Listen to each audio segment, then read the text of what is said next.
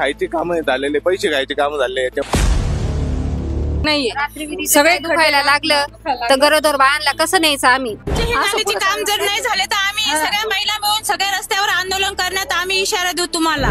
नमस्कार, मी प्रमोद. स्वागत आहे सर्वांचं प्राधान्य न्यूज मध्ये.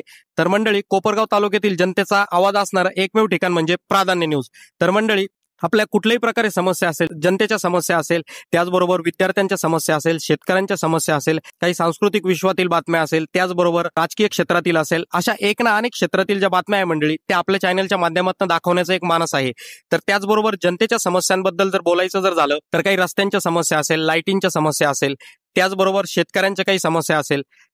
तर शेतकऱ्यांच्या समस्यांबद्दल जर आपल्याला बोलायचं जर झालं तर त्यांच्या पिकाला काही हमीभाव मिळत नाही, त्याचबरोबर त्यांचे काही जनतेचे काही आंदोलनं असेल, शेतकऱ्यांचे काही आंदोलनं असेल, अशा एक ना अनेक क्षेत्रातील मंडळी ज्या बातम्या आहेत त्या आपल्या चॅनलच्या माध्यमातून दाखवण्याचा एक मानस आहे.